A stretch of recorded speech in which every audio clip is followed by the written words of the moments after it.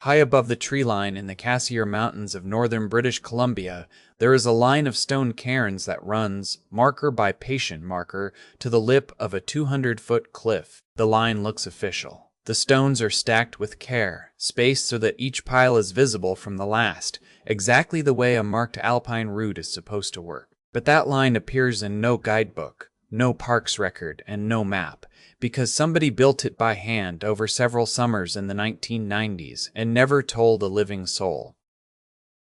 Between August of 1994 and September of 1996, 4 people walked into that country and did not walk out. All 4 of them were following the markers. That was the point.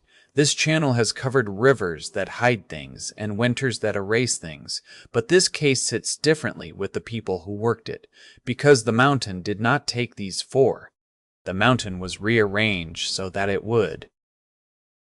Over the next half hour, I'm going to walk you through how a route that had carried hikers safely for 16 years was quietly bent, stone by 60-pound stone, toward a drainage called Grayling Creek, and how the whole thing came apart not through police work, but through a box of slide film sitting in a university archive. And I want to flag one thing now, because it matters at the end. One of those slides, exposed in 1992, 2 full years before the first disappearance, shows something in the background that nobody noticed for more than 2 decades. We will get to that frame.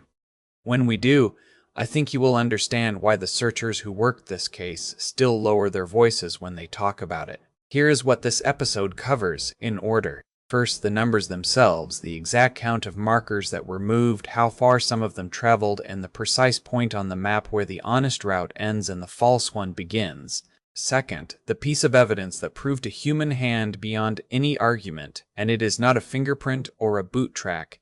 It is lichen, an organism that grows at a speed you measure in centuries. Third, the one person who followed the false line all the way to its end and came back alive, and what she found waiting near the cliff edge, because she did not find nothing. Fourth, the cabin 11 kilometers down the Grayling drainage, what searchers carried out of it in 1998, and why, despite everything in that cabin, no charge was ever laid against him. The first of them was Daniel Marchut. He was 31 years old, a millwright from Prince George, and by every account a careful man in the outdoors, the kind who wrote his route on a card and left it under the windshield wiper of his truck. And he really did that. Every trip, in block capitals, with dates.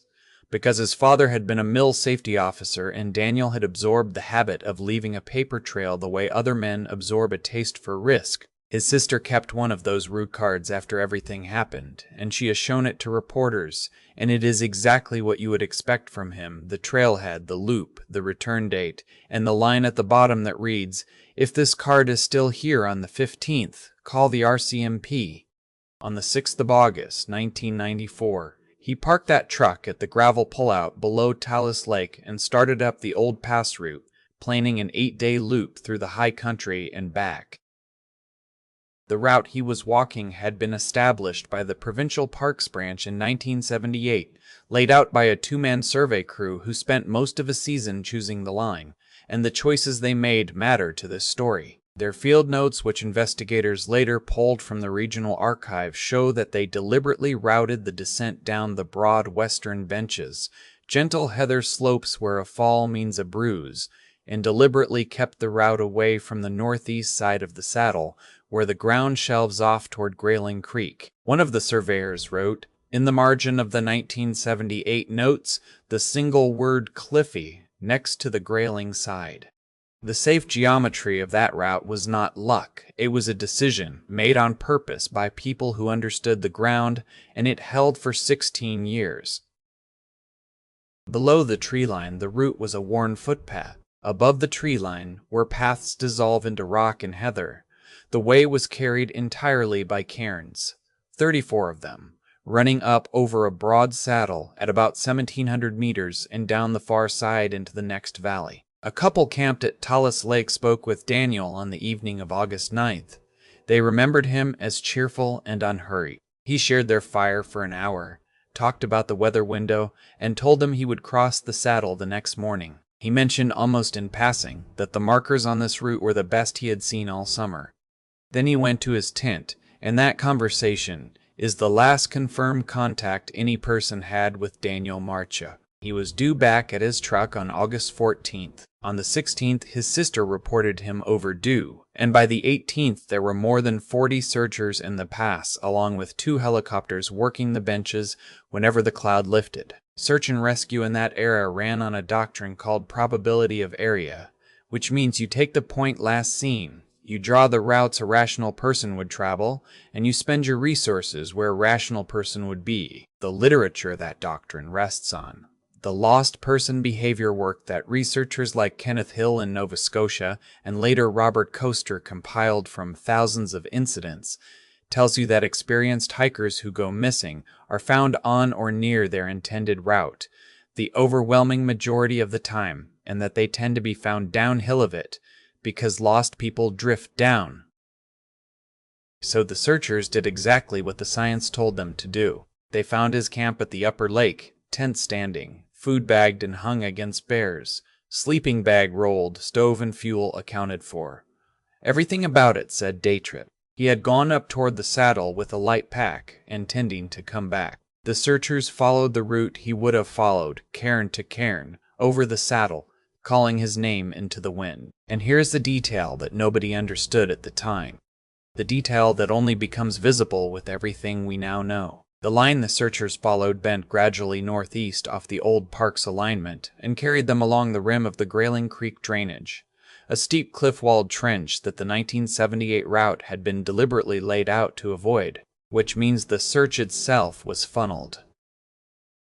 The searchers walked the false line believing it was the true one, glassed the drainage from above with binoculars and spotting scopes, and never descended, because the cliff band below the rim is 200 feet of rotten rock and there was no indication anyone had gone over it. Weather came down on the 20th, snow on the 22nd, and on the 25th of August, the search was suspended after roughly 1,100 searcher hours. No blueprint, no gear, no answer. Daniel Marchuk was gone, and the official file listed him as a presumed wilderness misadventure, which is the language the system uses when the land keeps its receipts.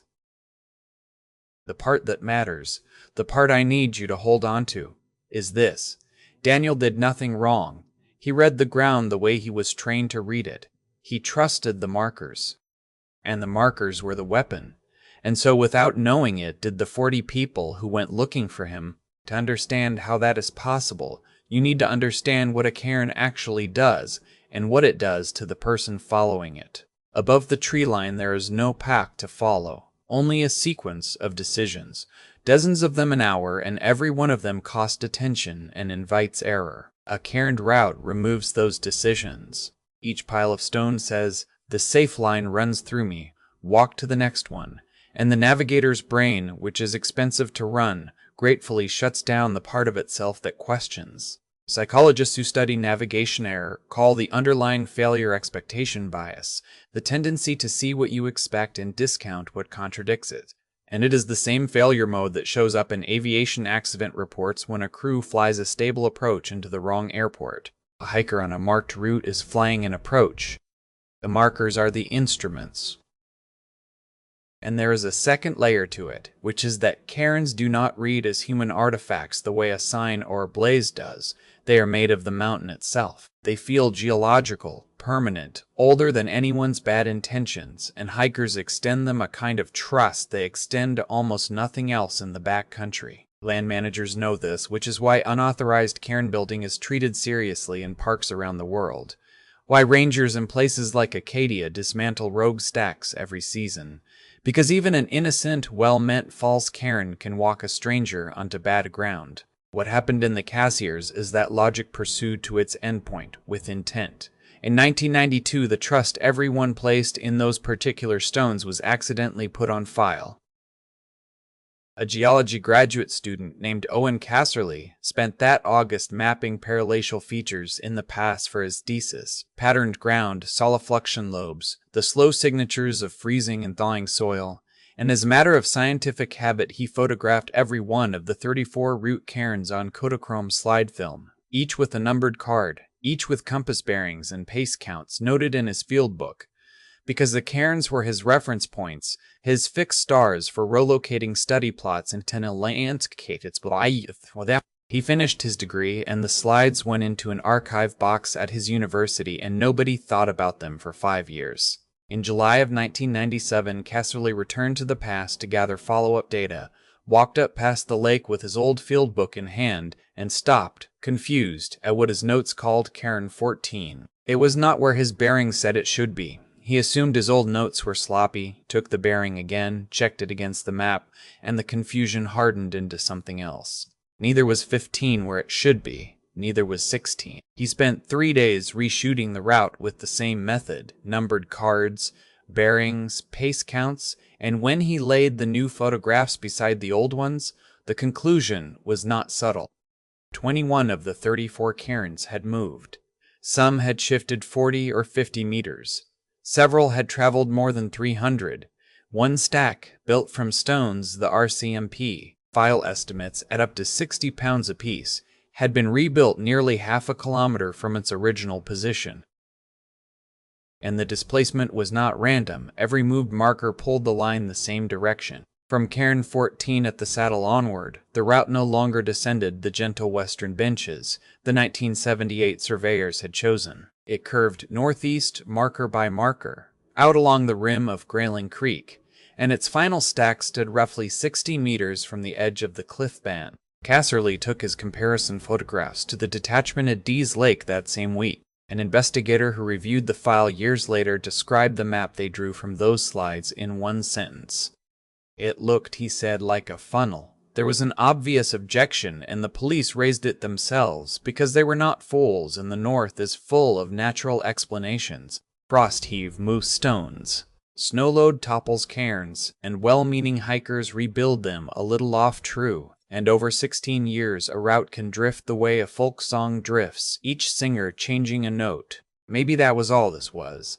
This is where the lichen comes in, and it is my favorite piece of evidence in this entire file, because it turns a police question into a laboratory question. The exposed faces of rock in that pass carry map lichen, Rhizocarpum geographicum, a crusted green-black growth that is one of the slowest living things on Earth. It expands radially at a few tenths of a millimeter a year in that climate, and it is so reliable a clock that glaciologists have used it since Roland Beschel formalized the method in the 1950s to date moraines, to say with confidence that a given pile of glacial rubble has sat undisturbed since a particular century. A lichen patch the size of a coin has been growing on that exact face, in that exact orientation, for the better part of 100 years, and it cannot survive being turned into the dark. A provincial biologist who examined the moved cairns in the fall of 1997 found stone after stone sitting with mature lichen facing down into the dirt, already dying, and bare, pale, freshly exposed faces turned up to the sky. Rock does not do that on its own. Frost heave nudges a few centimeters a season. It does not flip a 60-pound block and carry it 300 meters. Her report concluded the stones had been lifted, transported, and restacked within roughly the previous 5 years, and that the work showed at least 2 distinct episodes, because some cairns had been moved and then moved again a season or more later, and the lichen die-off on the reoriented faces was measurably different between the 2 groups. Somebody had come back to maintain the line. Think about what that maintenance implies. It means the builder walked the route after it was in service, checked it the way a parks crew checks a real route, tightened the geometry, replaced what winter had knocked down. The report also estimated the labor involved. 21 cairns, most of them 100 kilograms or more of stone apiece, comes to something on the order of 3 tons of rock, carried by hand across broken alpine ground at 1,700 meters, where every load is a stumble away from a broken ankle 3 days from help. The biologist put the effort at many full days of heavy work spread over multiple summers, and a searcher who read that estimate later made the comparison that stuck with me, that it was roughly the labor of digging several graves in frozen ground, spent instead on arranging for the mountain to dig them. Whoever did this was patient, strong, intimately familiar with the pass, and willing to invest years in a structure whose only function was to walk strangers toward a cliff. Daniel Marchuk crossed the saddle in the second summer that structure is believed to have existed. He followed it exactly as designed, and the couple at the lake had heard him praise the craftsmanship of the thing that killed him. He was not the last. In July of 1995, a 44-year-old schoolteacher from Whitehorse named Karen Ostberg set out on the same loop, southbound, alone, at the end of the school year. Karen was experienced and methodical, a map and compass hiker who led student trips into the Ibex Valley every fall, who taught 14-year-olds to shoot bearings and to trust the needle over their feelings, and who had, colleagues said, a rule she repeated every trip, that the map is the territory's sworn testimony and everything else is rumor. From the roadhouse at Dease Lake, she mailed a postcard to her sister, and the postcard survives. Her sister has read it aloud in interviews, and there is a photograph of it in one of the newspaper retrospectives, her handwriting small and even. In it she wrote that she expected an easy crossing, because the route was better marked than her guidebook claimed. Read that sentence again, knowing what she could not know. The guidebook, a 1986 regional volume, described the route accurately as it had existed. 34 modest cairns, some tumbled root finding required. What Karen found on the ground was better than the book. Taller, tighter, more confident. And she took that as good news, because in 16 years of honest routes, there had never been a reason not to. Her car sat at the trailhead until August. The search for Karen Ostberg ran 9 days and roughly 900 searcher hours, covered the saddle and the western benches, and once again skirted the rim of Grayling Creek without descending its cliff-guarded floor. And once again the search teams navigated by the very cairns that were the problem. Because in 1995 nobody on Earth except one person knew there was a problem. She has never been found. Not a boot, not a pack frame, nothing. With one possible exception we will get to at the cabin. The following September, the pattern reached two men who, on paper, should have been immune to it. Ray Tillman was 61, a licensed guide outfitter who had hunted that country for 3 decades, who held the guiding territory adjacent to the pass and had packed clients through it, by his brother's estimate, 40 or 50 times. With him was a client, Walter Oakes, a 53-year-old dentist from Kamloops, in for stone sheep, a hunt men wait years and pay heavily for, which is why they were in the high country late in the season with the weather turning. Local knowledge should have protected them, but the file notes what any northern hunter will tell you, that when fog sits on a saddle, even the men who know the ground walk marker to marker, like everyone else. Because in a whiteout, the alternative is not confidence, it is a compass bearing across ground you cannot see. And a cairn 20 meters ahead beats a bearing every time. There is also this, and it is a quietly devastating detail. Tillman knew the route had cairns. He did not know how many or precisely where each one stood, because for 30 years he had never needed to. His knowledge was of the country, and the trap was not built into the country. It was built into the markers, the one layer of the landscape a local trusts without auditing. The fog that September was in for 3 straight days, and a pilot who flew a supply run on the 20th described the saddle as socked in solid from 1,600 meters up. They missed their pickup on the 22nd of September, 1996. This time the search reached the floor of the drainage. Briefly, a helicopter long-lining 2 searchers into the creek bottom for a single afternoon before snow ended the season. And this time the mountain eventually gave something back. When crews returned in the big organized search of 1998, they recovered Walter Oakes about 800 meters down Grayling Creek from the base of the cliff band. Moved that distance, the file presumes, by 2 spring freshets. The coroner could not fix a cause of death from what remained. One line in that report has been argued about ever since. Oakes's pack was found apart from him, and its shoulder straps are described in the same paragraph as cut and as torn. The distinction matters more than it might sound. Torn nylon fails in a stretched, chaotic fray.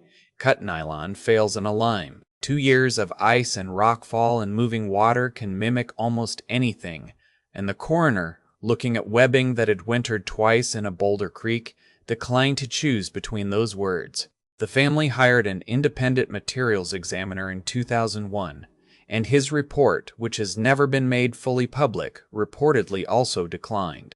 Ray Tillman has never been found, and then there is the one who came back. In the third week of August 1996, about a month before Tillman and Oakes went in, a 29-year-old tree planter from Smithers named Lena Corrigan crossed the saddle alone in clear, calm weather. And clear weather is the reason she is alive, because the false line's whole design depended on the victim being unable to see past the next marker. Lena spent her summers putting 2,000 seedlings a day into cut blocks, which is to say she was ground-hardened and she was used to holding a map in her head while her body worked. Somewhere past the height of land, she noticed the markers were taking her downhill along a rim when her map said the route should hold its contour to the west, and she did the thing the whole trap was engineered to prevent.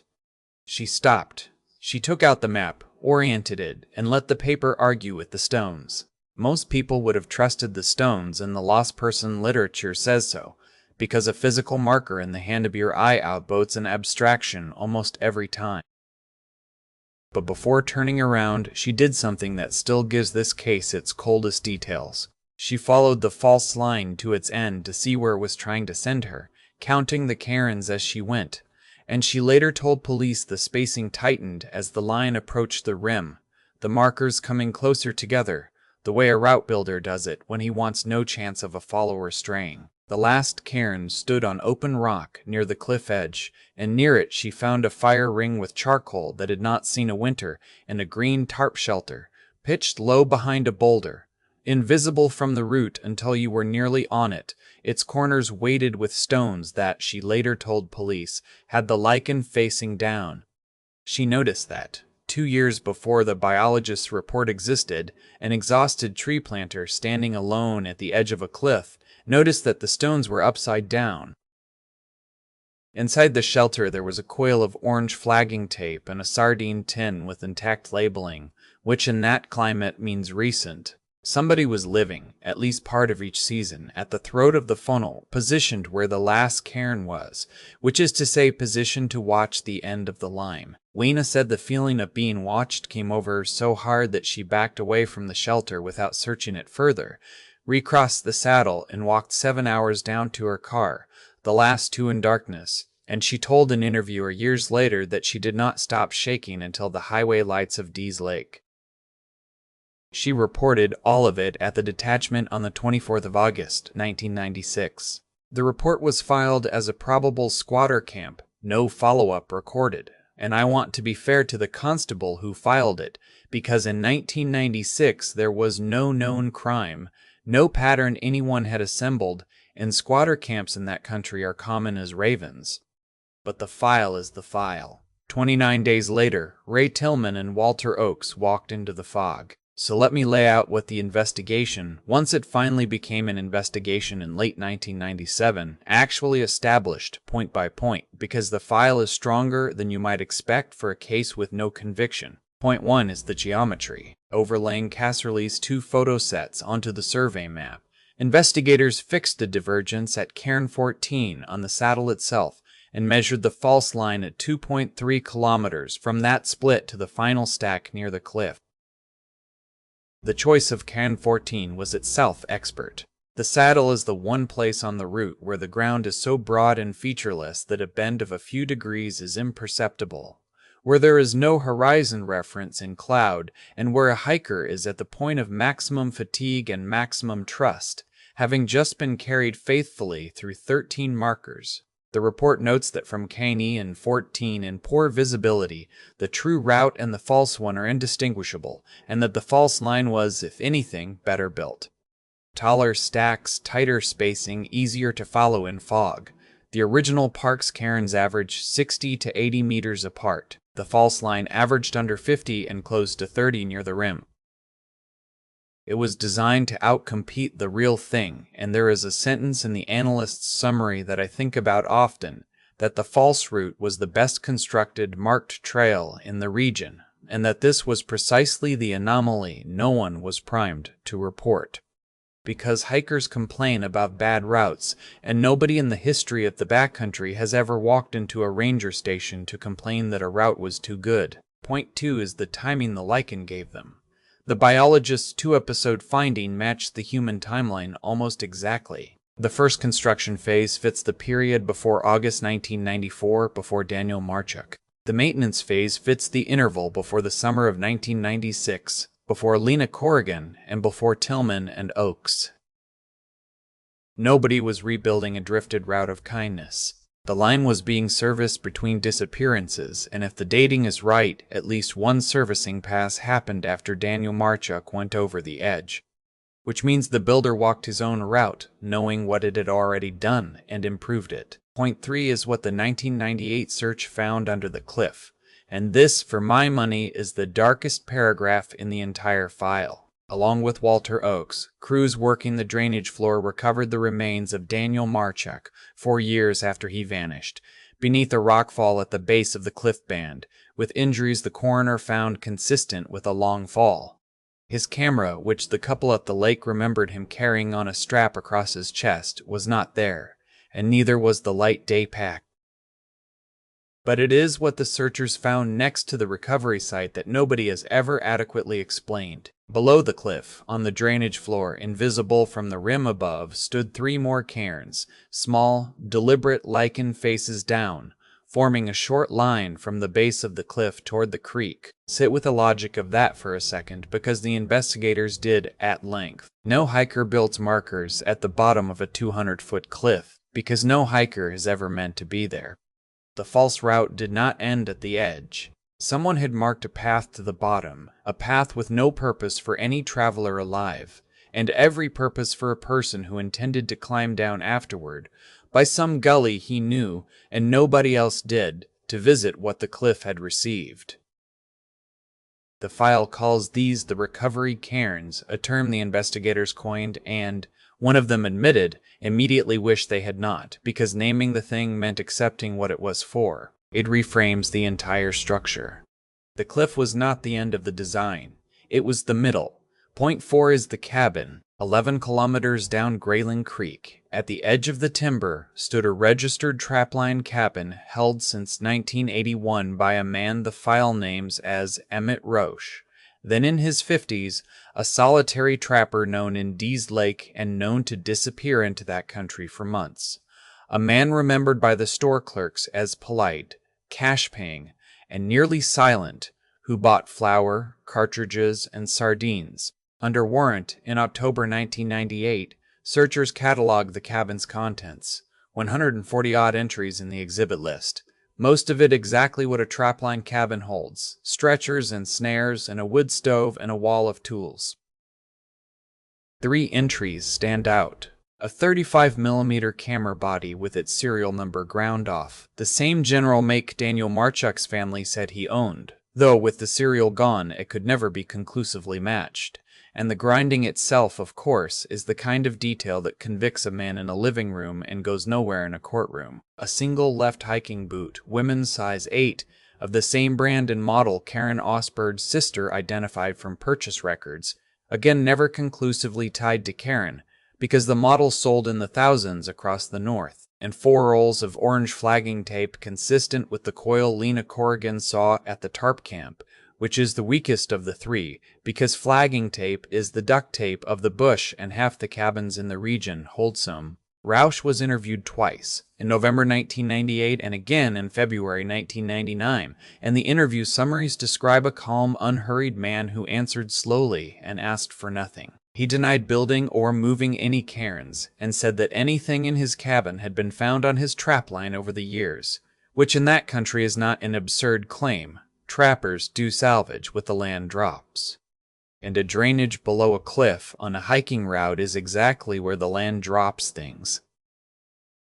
Crown Counsel reviewed the package in 1999 and declined to lay charges, on the stated ground that no item could be forensically connected to any missing person, and no witness had ever seen anyone move a stone, and the memo reportedly noted that the entire theory of the case required a jury to convict a man of murder by landscape architecture. A crime with no weapon, no scene in the ordinary sense, and no moment of contact between accused and victim that anyone could point to. I want to be careful here because the record demands it. Emmett Rausch was never charged with any crime. He maintained his innocence, and the case against anyone remains circumstantial. He died in March of 2003 in a hospital in Terrace of heart failure, and no relative came forward to claim his effects. He was, the file notes, the only registered occupant of that drainage in the relevant years. Point 5 is the ending, such as it is. In the summer of 1998, the Parks Branch dismantled all 34 cairns, the true and the false alike, a crew of 6 working 2 weeks, and replaced the route with numbered steel posts cemented into rock, posts that cannot be moved without a drill and a helicopter, which tells you the Parks Branch understood exactly what it was responding to. Even though its public notice cited only route drift, the tarp camp was gone when investigators finally reached the site. Only the fire ring remained, and the fire ring stones, the biologist noted, almost in passing, had been replaced lichen side up, which is either coincidence or a kind of signature. And after 1996, the disappearances on that pass simply stopped. Rausch's trapline registration lapsed in 1998 and was never renewed. Whatever was operating in that pass, it operated for roughly 4 summers.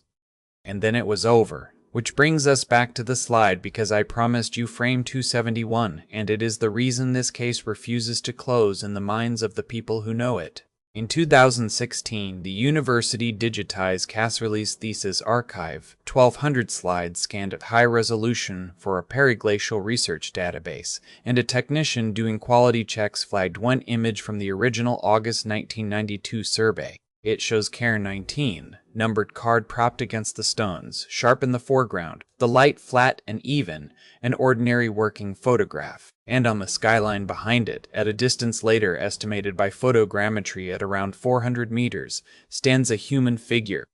Gray or faded clothing, arms at the sides facing the camera, not walking, standing. Cassiar, shown the frame after 24 years, said he had no memory of seeing anyone in the past that day, and his field notes for the entire week record no other person, no boot prints, no camps, nothing.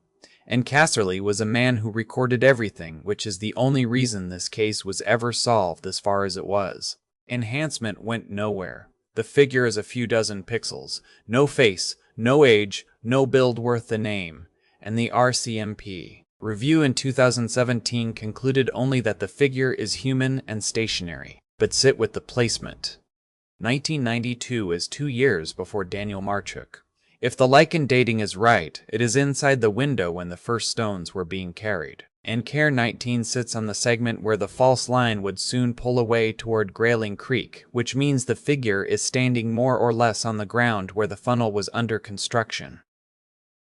Which may mean that on an August afternoon in 1992, a graduate student stood photographing the early scaffolding of a trap he could not recognize, while the person assembling it stood on the skyline and watched him work, watched him prop his numbered cards against the stones one by one, and then watched him pack his slides and leave, and concluded, correctly, that the secret was safe for 5 more years. The frame that eventually exposed the whole design may have the designer in it, watching the evidence being made. Cassiar has said in his one interview on the subject that he no longer looks at the slide, and that what unsettles him is not the figure. It is the arithmetic that he was alone in that pass for 9 days. And for at least one of them he was not. What remains is what always remains in this country, the people. Daniel Marchuk was brought home in 1998 and buried in Prince George.